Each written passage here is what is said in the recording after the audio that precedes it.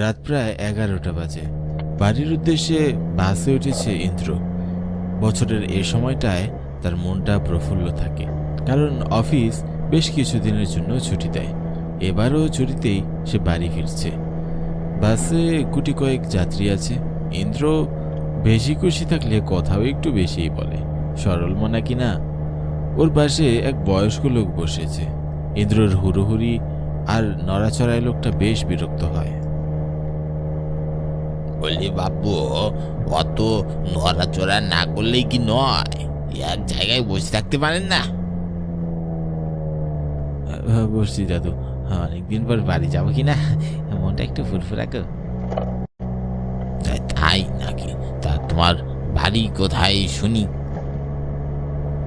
এখান থেকে রাখালপুর দাদু।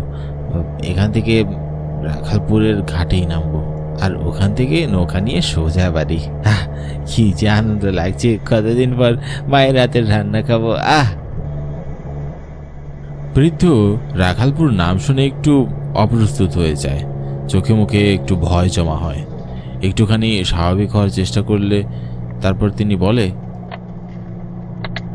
তুমি বাড়িতে শেষ কবে গিয়েছ? এই তো প্রায় 6 মাস আগে। ও জন্যেই জানো না, ওপরটা এখন আর আগের মতো নেই। মানে মানে লোক মুখে শুনি ওখান দিয়ে গেলে নাকি ক্ষতি হয়, গেলেই নাকি মানুষের কি কি হয়। একটু সাবধানে থেকো, বুঝলে? ইন্দ্র মাথা নাড়ে, তবে তেমন একটা গুরুত্ব দেয় না। মনে মনে ভাবে, বৃদ্ধ মানুষ একটু পুরনো আমলের চিন্তা ভাবনা, সে থেকে হয়তো এসব বলছে। এখনো আগের সব যুগ আছে নাকি? ইন্দ্র বাস থেকে নেমে রাখালপুর ঘাটে আসে। উঁচু রাস্তা থেকে ঢালু রাস্তায় মাঝি ঘাটটা নেমে গেছে। এখন বাজে রাত প্রায় 1টা। ইন্দ্র ফোনের টর্চ জ্বালিয়ে চারপাশে ঘোরায়। ইস, কি অন্ধকার হয়েছে চারপাশটা। একটা লোকের নিঃশ্বাসের আওয়াজ পর্যন্ত শোনার জন্য নেই। এত নীরব যে একটা পাতা পড়লেও মনে হবে বোম পড়েছে।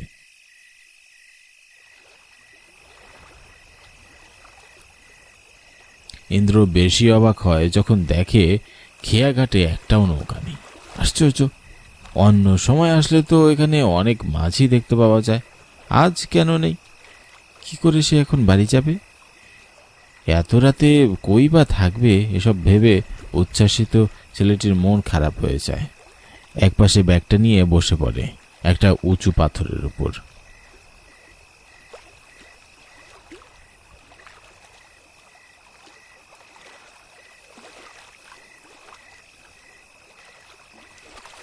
এ সময় হঠাৎ কোথা থেকে একটা নারীর কণ্ঠ ভেসে আসে। আজ্ঞে বাবু, যাবেন?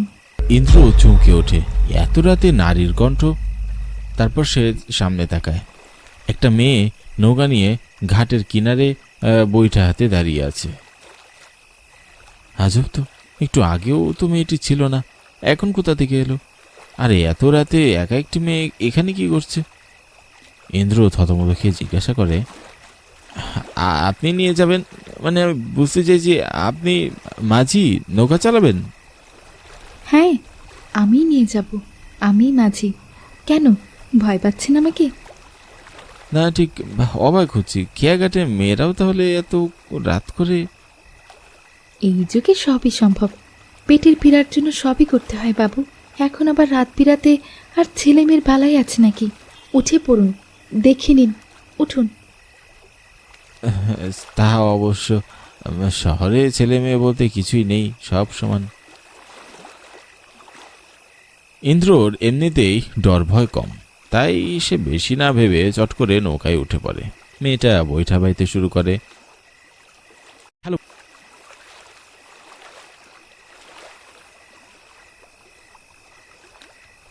ইন্দ্র এবার একটু মেয়েটাকে ভালো করে দেখার চেষ্টা করে।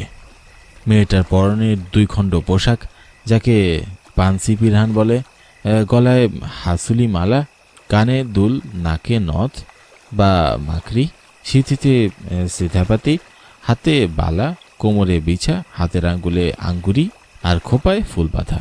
এ যেন অরণ্যচারী বুনো নারী। প্রকৃতির সঙ্গে যেন তার বিশাল প্রেম, এবং নীরব রাতের মাঝামাঝিতে নদের ছলা ছলা শব্দে যেন মেয়েটাকে আরো বেশি রহস্যময় এবং মায়াবী করে তুলেছে। ইন্দ্রর মনে পড়ে, আরে এ তো সাঁওতাল নারীর পোশাক, আর সাজের সাথেও সাদৃশ্য আছে। ইন্দ্র চেহারাখানা একটু ভালো করে দেখার চেষ্টা করে, কোন রকম একটু ভালো করে দেখে সে বুঝতে পারে আসলে মেয়েটি কোনো সাধারণ মেয়ে নয়, কোনো এক সাঁওতাল নারী। কিন্তু এ মেয়ে এখানে কেন, তাও নৌকা চালাচ্ছে কেন? ইন্দ্রর মনে এবার একটা খটকা লাগে। মেয়েটা হঠাৎ ইন্দ্রকে অবাক করে দিয়ে প্রশ্ন করে, আপনি কি আমাকে দেখার চেষ্টা করছেন? না, আমার আবার চুপ থাকার অভ্যাস নেই, তাই আপনার সাথে কথা বলারই সুযোগ খুঁজছিলাম। আচ্ছা, আপনার নাম কি মহিয়সী? আমার নাম বাহা। আপনি কি সাঁওতাল নারী? ইন্দ্র এ কথা বলার সাথে সাথে মেয়েটির বৈঠা থেমে যায়। তারা তখন মাঝ নদীতে। ইন্দ্র একটু ভয় পায়। এই রে, আপনাকে রাগিয়ে দিলাম নাকি? মেয়ে মানুষের রাগ আবার একটু খারাপ কিনা? কিন্তু ইন্দ্রর চিন্তা ভাবনাকে মিথ্যা প্রমাণ করে মেয়েটা আবারও বৈঠা বাইতে শুরু করে।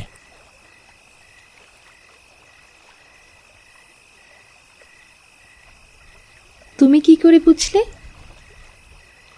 আপনার পোশাক আর কণ্ঠে সাঁওতালি টান দেখে বুঝতে পারছি। আচ্ছা, আপনি রাগ না করলে একটা প্রশ্ন করি? করে ফেলো। এত রাতে আপনি খেয়াপাড়ায় কি করেন?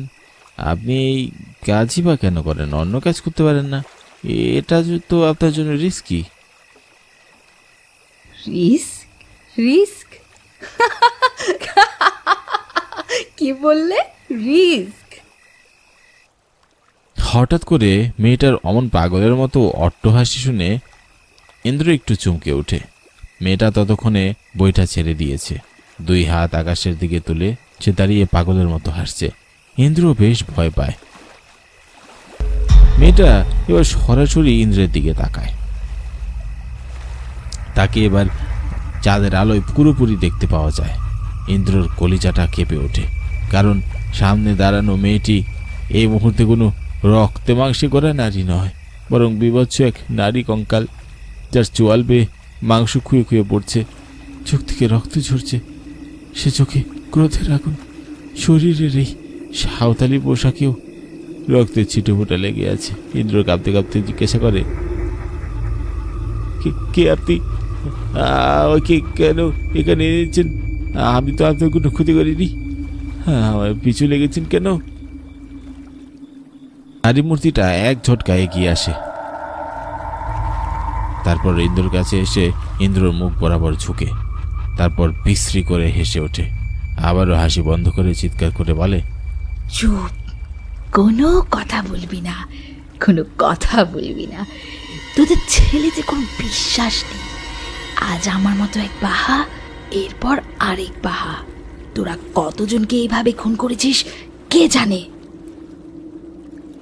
মানে এইসব কি বলছে? না তুই কিছুই বুঝতে পারছি না। কোনো কথা নয়, আজ আমি কঠিন প্রতিশোধ নেব, কঠিন প্রতিশোধ। এক সাঁওতাল নারীর প্রতিশোধ কতটা ভয়াবহ হয় আজ এই নীরব নদী, আকাশ, পাখি সব দেখবে। সবাই সাক্ষী হবে এই ভয়ানক রাতের। ইন্দ্র আর কিছু বলতে যাবে, মেয়েটি এগিয়ে আসে, তারপর ইন্দ্রর গালে একটা আঁচড় মারে। ইন্দ্রর গাল বেয়ে রক্ত ঝরতে শুরু করে। ইন্দ্র বুঝতে পারে এটা কোনো অশরীরী, কিন্তু তার পিছু লেগেছে কেন সে সেটা বুঝতে পারে না। চোখ বুজে কাদো কাদো কণ্ঠে হাত জোর করে বলে, দিদি, ও দিদি, আমার কথা একবার শুনুন। আমি তো আপনার কোনো ক্ষতিই করিনি। আমি আপনার দাদার মতো দিদি, দাদার মতো, প্লিজ দিদি। মেয়েটার রাগ কমতে থাকে, ধীরে ধীরে মেয়েটা শান্ত হয়।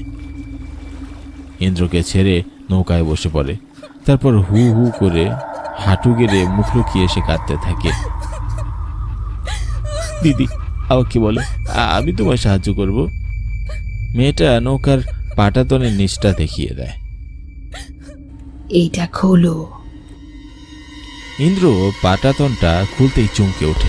সেখানেই মেয়েটার লাশ পড়ে আছে, তবে কঙ্কালসার হয়ে আছে, চামড়াটাও ঝুলে পড়েছে। এতক্ষণ গন্ধ না পেলেও এবার পুরো আকাশ ভারী করে ফেলেছে।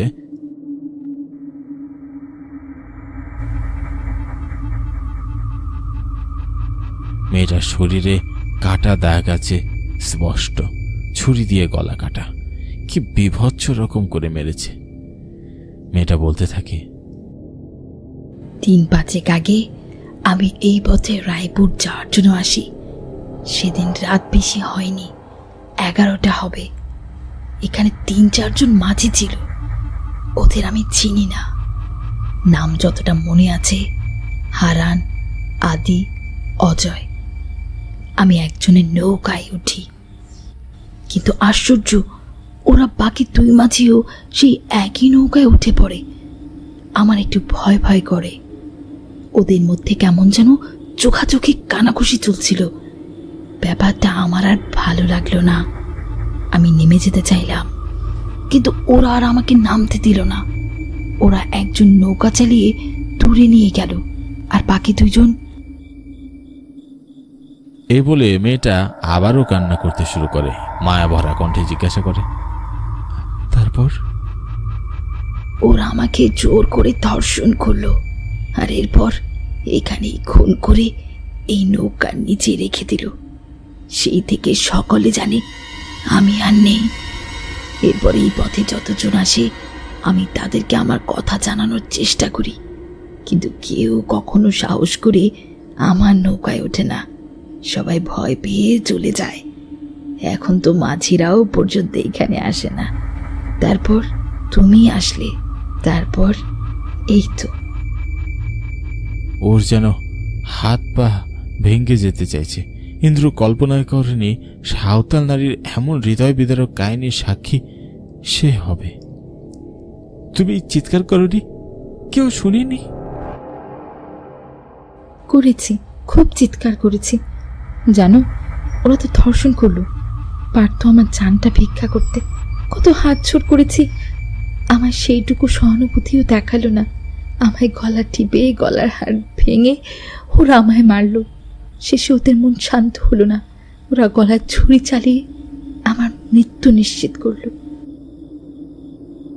চিন্তা করো না দিদি, তোমার এই দাদা কথা দিচ্ছে ওদের প্রত্যেককে সাজা পাইয়ে দিবে, আর কাল সকালেই তোমার লাশটার সৎকারের ব্যবস্থা করা হবে।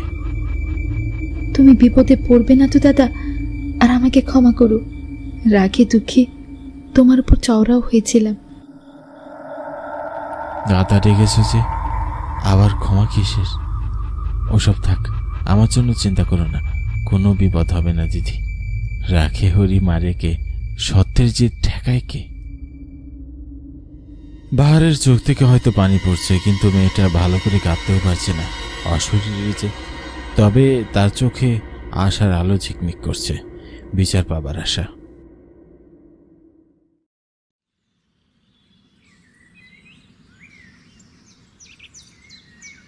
পরদিন গ্রামবাসী বাহারের দেহটা সৎকারের ব্যবস্থা করে, আর সেই 3 জনকেও পুলিশে ধরিয়ে দেয়।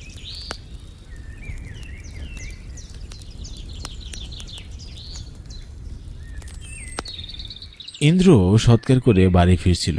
দূর থেকে তার কানে আসে, তোমায় অনেক ধন্যবাদ দাদা। আমি এখন ভালো আছি, শান্তিতে আছি। ধন্যবাদ গো দাদা। তাই থেকো, খুব ভালো থেকো সাঁওতাল নারী। সেদিনের পর সে ঘাটে আর কোনোদিনই কেউ বাহাকে দেখতে পায়নি, না কোনো সাঁওতাল নারী, না তার নৌকা, কিছুই না।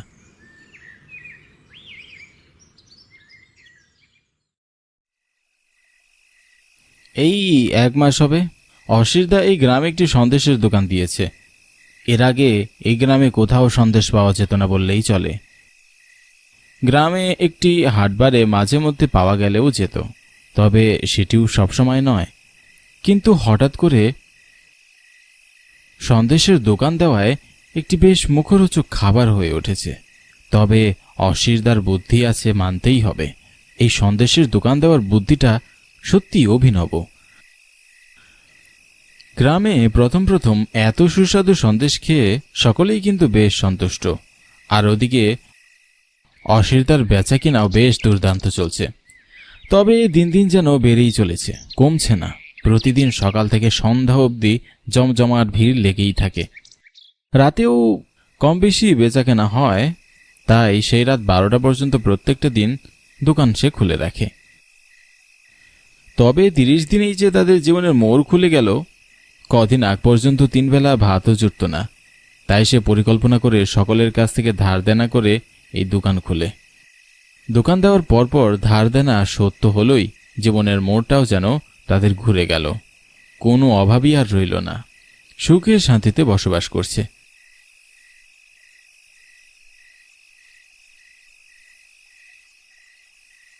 অসিদা, দিন দিন যা সুস্বাদু সন্দেশ বানাচ্ছ না, প্রতিদিন না খেলে যেন পেটই ভরে না। দাও দেখি, তোমার পছন্দ মতো 3খানা সন্দেশ 2 জায়গায় দাও।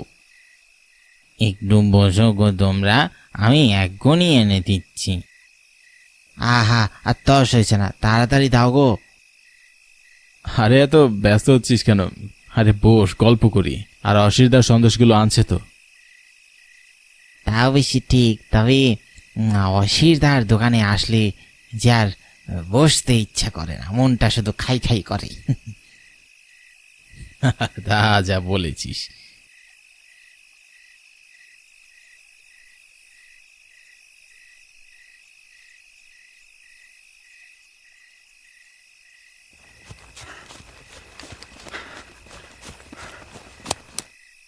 আনিস দাদা, তোমাকে খুঁজে খুঁজে বাড়িতে পেলাম না, ভাবলাম হয়তো এখানে এসেছো, তাই এবার এখানে ছুটে ছুটে আসলাম। হ্যাঁ হ্যাঁ, তা থাম, খুব হাঁপাচ্ছিস যে। রোহিত সম্পর্কে আনিসের চাচাতো ভাই, আর বয়স আনুমানিক 12 অথবা 13 হবে। ছেলেটা ছোট হলেও কিন্তু বেশ ধুরন্তর, সব দিকে নাক কান খোলা তার। বলে এবার কি হয়েছে? আমাদের ওই গ্রামে যে রাবণ দাদা আছে না, কোন রাবণ? আরে ওই যে বটতলার পাশে বাড়িটা। হ্যাঁ হ্যাঁ, চিনেছি চিনেছি। কি হয়েছে ওর? ওই আনিসদের দোকানের সন্দেহ বিকেলে খেয়ে গিয়েছিল, তারপর থেকেই নাকি বমি হচ্ছিল। হতে হতে তো এই মাত্র কিছুক্ষণ হয়েছে হাসপাতালে নিয়ে যাবে, এই সময় মারা গিয়েছে। সকলে তো বলা বলি করছে অসুবিধা নষ্ট ছানা দিয়ে সন্দেশ বানায়, যা তার পেটে গিয়ে একেবারে বিষ হয়ে পেট ফুলে মারাই গেল। তাই সকলে ক্ষিপ্ত হয়ে আছে, অসুবিধার এই দোকান বন্ধ করে দিবে, নয়তো একেবারে গ্রাম ছাড়া করতে হবে। কি বলিস রে রোহিত, তুই এত কিছু কোথায় শুনলি? আমি যে রাবণ দাদার বাড়ির পাশের মাঠটায় খেলছিলাম, তারপর সন্ধ্যার খানিকক্ষণ পর বাসায় ফিরতে যাবো, এমন সময় কথা এইসব কানে এলো, তাই তো দৌড়াতে দৌড়াতে আসলাম গো। সময় থাকতে এখনো দোকান বন্ধ করে বাড়ি ফিরে যাও, নয়তো কিন্তু গ্রামের মানুষরা এসে সব ভেঙে ফেলবে। রোহিতের কথাগুলো শুনে তিনজনই থমকে গেল। মনে হলো তাদের মাথার উপর যেন আকাশ ভেঙে পড়েছে। এমন কিছু তারা শুনবে কখনো কল্পনাও করতে পারেনি। আর এইদিকে অশিরদা যেন থমকে গিয়েছে, কি বলবে সে ভাষাই খুঁজে পাচ্ছে না। তার শরীর থেকে অনবরত ঘাম ঝরছে, নিমেষেই যেন তার সাজানো গোছানো দোকান ভেঙে গেল। হঠাৎ অশিরদা বলে উঠল, তোমরা এখন যাও গো, আমি দোকান আবার তুলে ফেলি। অশিরদার এ কথা বলাতেই তারা সবাই উঠে চলে গেল। এদিকে অশিরদাও মুখ ভার করে দোকান বন্ধ করার জন্য চলে গেল। 2 দিন পর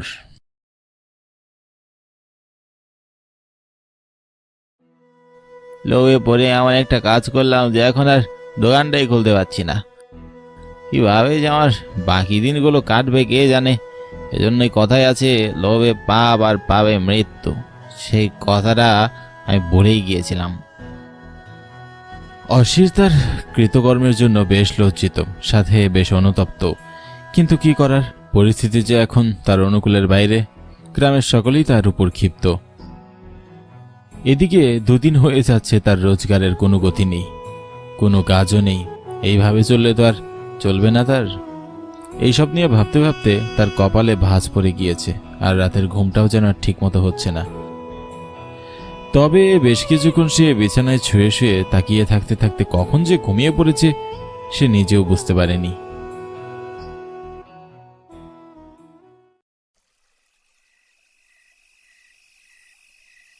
সারাদিন তো বেশ ভালোই বেচা কিনা হলো, রাত হতেই যে আর কেউ আসছে না, হয়ে যাবে। এইদিকে বেশ রাত হয়েছে, প্রায় 12টা বাজবে হয়তো। চোখেও বেশ ঘুম ধরেছে, শরীরটাও যা চলছে না। তাহলে বরং দোকানটা বন্ধ করি, এখন আর খুলে রেখেও বা লাভ কি? অনেকটা রাত হয়ে গেছে, এই রাতে আর কেউ আসবে না। এইসব ভেবে অশিরদা দোকান বন্ধ করার জন্য প্রস্তুতি নিতেই দমকা হাওয়া পাশ কাটিয়ে চলে যায়। হুট করে বিজলিও চমকাতে লাগে। তবে আজ সারাদিনের কোনো পূর্বাভাসে জানা যায়নি যে বৃষ্টি হবে, কিন্তু হঠাৎ করে এ কি হলো? এই রাতে দূরে ওই লোকটিকে হয়তো ওইখানে আসবে সন্দেহ খেতে, আর একটু পরে না হয় দোকানটা বন্ধ করি, তাও যদি কিছু একটা বিক্রি হয়। হঠাৎ বিজলির চমকানিতে অশিরদার চোখে পড়ল কালো অবয়ব দাঁড়িয়ে আছে কিছুটা দূরে। তিনি ভাবলেন হয়তো দোকানের ঠিক সামনেই আসছে, আর দোকান বন্ধ করলেন না। অপেক্ষা করতে লাগলেন, তবে বেশিক্ষণ আর অপেক্ষা করতে হলো না। সেই কালো অবয়বটি তার দিকে এগিয়ে আসতে লাগলো। দূরে থাকার কারণে লোকটিকে পুরোটায় কালো ছায়ার মতো দেখাচ্ছে। তবে দোকানের সামনে আসতেই যেন অশিরদা চমকে গেল, নিজে চোখে বিশ্বাস করতে পারল না। এদিকে বাতাসের গতি বাড়তে থাকলো, বিজলি চমকাতে লাগলো অনবরত। সে আলোয় স্পষ্ট দেখা যাচ্ছে রাবণ এগিয়ে আসছে। রাবণ? এ কি করে সম্ভব? রাবণ তো 1 মাস আগেই মারা গেছে, তবে এখানে কি করে? রাবণের আগমনে যেন অশিরদার হাত কাঁপতে লাগলো। এই দমকা ঝড় বাতাসেও সে ঘামতে লাগলো। সে কি করবে বুঝে উঠতে পারল না। বারবার ভাবছিল হয়তো মনের ভুল।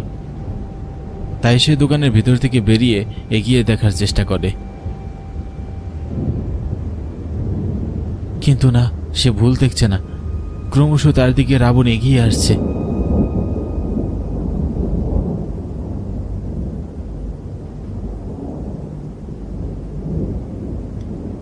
রাবণ, তুমি কি করছো এখানে? এ কথা শুনে রাবণ কোনো উত্তর দিল না।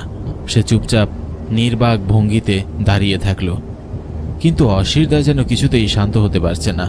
অনবরত তিনি ঘেমেই যাচ্ছেন। তার কপালে দুশ্চিন্তার ভয়ের ছাপ স্পষ্ট দেখা যাচ্ছে।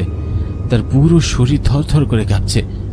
তিনি যেন রাবণের চোখের দিকে আর তাকাতেই পারছেন না। রাবণের চোখে মুখে রাগ আর ক্ষোভের ছাপ স্পষ্ট দেখা যাচ্ছে। কখন সে যে কি করে বসবে বলা মুশকিল। এই নিয়ে অশিরদাও ভীষণ আতঙ্কে।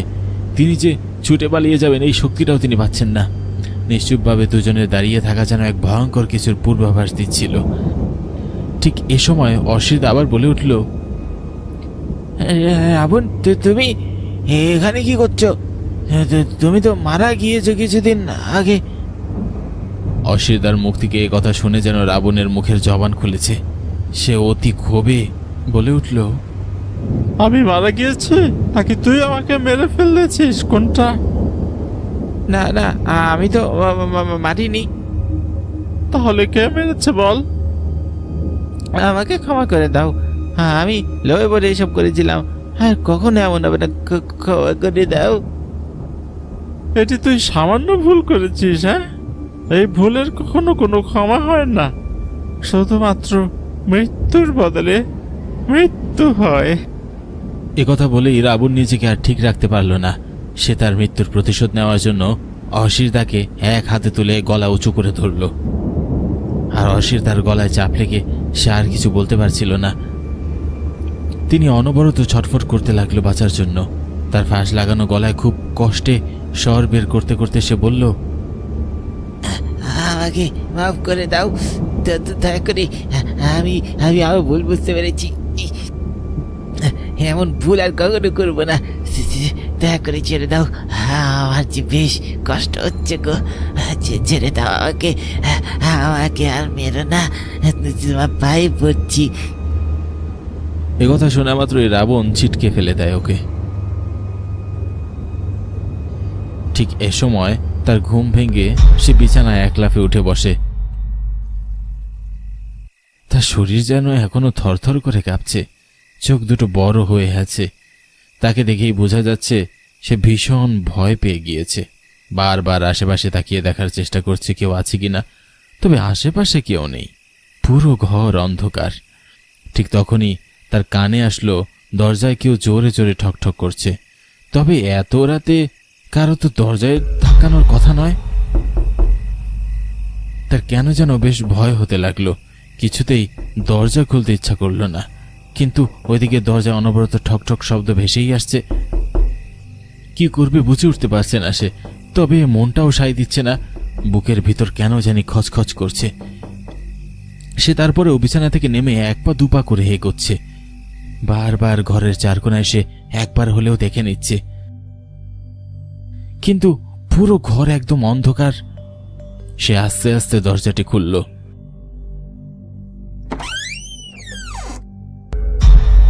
খুলেই দেখতে পেল রক্ত মাখা আচড়ানো শরীর, সারা শরীরে রক্ত দাগ নিয়ে তার চোখের সামনে দাঁড়িয়ে আছে রাবণ।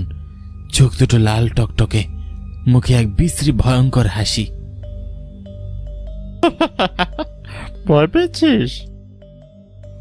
আমি আমি আমার ভুল বুঝতে পেরেছি, দয়া করে আমাকে ছেড়ে দাও, বেরো না ভাই।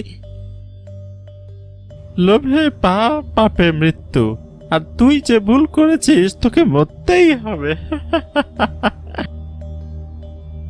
দয়া করে আমাকে ছেড়ে দাও, আমাকে ছেড়ে দাও, আমি আর কখনো এমন লোভ করবো না। না, তোকে যে শাস্তি পেতেই হবে। আমাকে কেন মারলি তুই? রাবণের উচ্চস্বর যেন পুরো বাড়ি কাঁপিয়ে তুলল, আর কথাগুলো যেন অশিরদার কানে বাজতে লাগলো। তিনি ভয়ে কাঁপছেন, তার হাত পা অবশ হয়ে আছে। ঠিক এ সময় তার দিকে এগিয়ে আসতে লাগলো রাবণ। অশিরদা কি করবে বুঝতে পারে না। তার ভয়ঙ্কর চেহারা এগিয়ে আসতে দেখে সে শরীরের সর্বশক্তি যেন হারিয়ে ফেলল। চোখের সামনে সব ঘোলাটে হতে লাগলো। আর রাবণের হাহা করে হাসিতে যেন পুরো কান ফেটে যাচ্ছিল। এক পর্যায়ে সে মাথা ঘুরে মাটিতে পড়ে গেল। এরপর কি হলো তার আর কিছুই খেয়াল নেই।